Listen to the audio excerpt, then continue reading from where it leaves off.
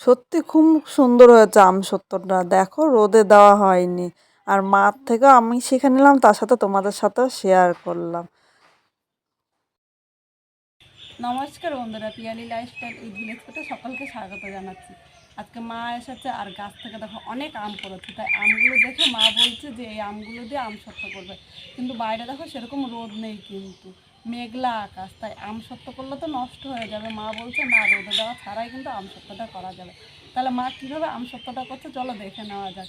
আর মার থেকে আমি শিখলাম, তার সাথে কিন্তু তোমাদের সাথেও শেয়ার করলাম। চলো তাহলে মা কীভাবে করে সেটাই তুমি দেখি।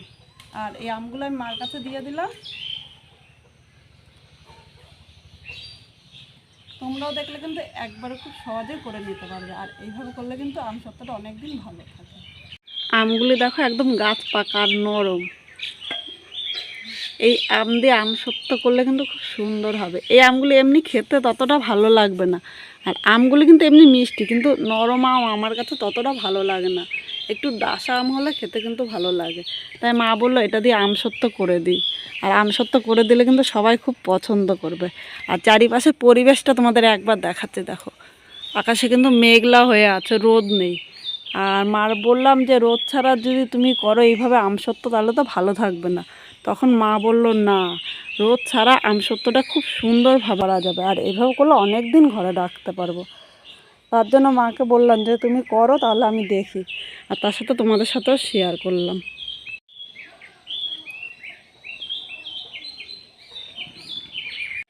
এই দেখুন বন্ধুরা, এই আমগুলো একটু নরম আছে দেখে আমি হাত দিয়ে মেখে নিচ্ছি।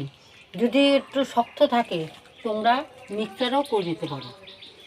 হ্যাঁ, যদি মনে হয় তোমাদের মনে হয় যে শক্ত আছে আমগুলো, হ্যাঁ, তাহলে তোমরা মিক্সারে করে নিতে পারো। আর এটা আর যেহেতু এটা নরম, নরম সেহেতু আমি হাতেই করছি। হ্যাঁ হাতে মিহি করে নিচ্ছে।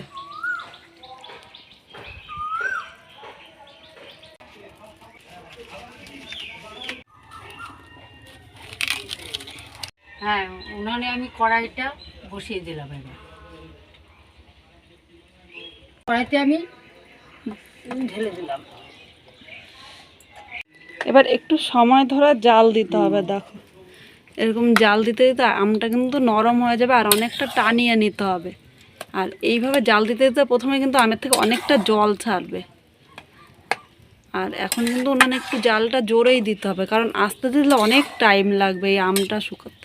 বন্ধুরা দেখো 3 মিনিট জাল দিয়েছি, তাতে আমের থেকে কতটা জল বেরিয়েছে এই যে। আর এই সময় উনানে আগুনটা কিন্তু জোরে দিতে হবে, কারণ আস্তে দিলে অনেক সময় বেশি লাগবে, আর আমের থেকে কিন্তু অনেকটাই জল বেরোবে। এইভাবে মাঝে সাঝে একটু নাড়াতে হবে, নাহলে কিন্তু নিচে দিয়ে লেগে যাবে। আর নিচে দিয়ে লেগে গেলে তখন কিন্তু খেতে একদম ভালো লাগে না, মানে একটা পুরো পুরো গন্ধ হলে যে কোনো জিনিস কিন্তু খেতে ততটা ভালো লাগে না।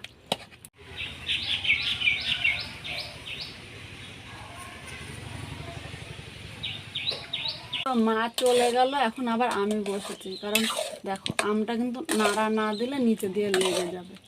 আর এদিক দিয়ে তোমাদের দেখাচ্ছি, দেখো আমটা যত জাল দিচ্ছি ততই কিন্তু পাতলা হচ্ছে। একটু সময় ধরে কিন্তু আমটা এইভাবে জাল দিতে হবে। বন্ধুরা মোট এই জায়গায় আমি 45 মিনিট জাল দিয়েছি, আর দেখো আমটা কতটা টেনে গিয়েছে।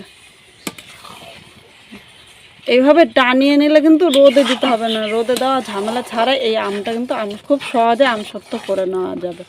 এখন কিন্তু আমি আর টানাবো না, কারণ নিচে দিয়ে লেগে যেতে পারে, তাই এখন আমি নামিয়ে নেব। এই দেখো দুটো থালার মধ্যে আমি নিয়ে নিয়েছি। এবার এই থালা দুটো এইভাবে তোমরা পাখার নিচে রেখে দিতে পারো, মানে এগুলো এখনও গরম আছে, তাই এইগুলি এইভাবে আমি 1 ঘন্টা রেখে দেবো। 1 ঘন্টা পর তোমাদের সাথে আবার দেখাবো। আর থালার মধ্যে নেওয়ার পরে দেখো আমি এটা কিন্তু আমসত্ত্বটা পড়ে যাচ্ছে না, আমি তোমাদের দেখাচ্ছি এইভাবে। দেখাচ্ছ 2 ঘন্টা ঠান্ডা করে আমি আবার দেখাচ্ছি তোমাদের সাথে। আমি 2 ঘন্টা পরে আবার আমসত্ত্বটা নিয়ে এসেছি, আর এটা দেখো শুকিয়ে গিয়েছে এইভাবে। এবার সাইডটা আমি একটু তুলে নিচ্ছি আস্তে আস্তে করে।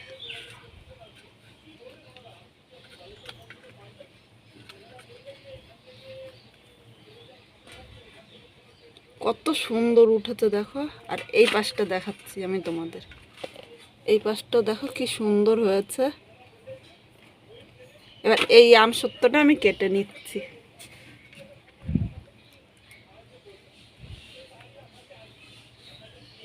এরকম করে আমি লম্বা লম্বা করে কেটে নিচ্ছি।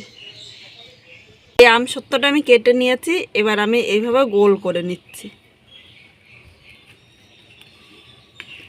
আমসত্ত্বগুলো সব গোল করে নিয়েছি, এবার এই প্লেটের মধ্যে আমি নিয়ে নিচ্ছি।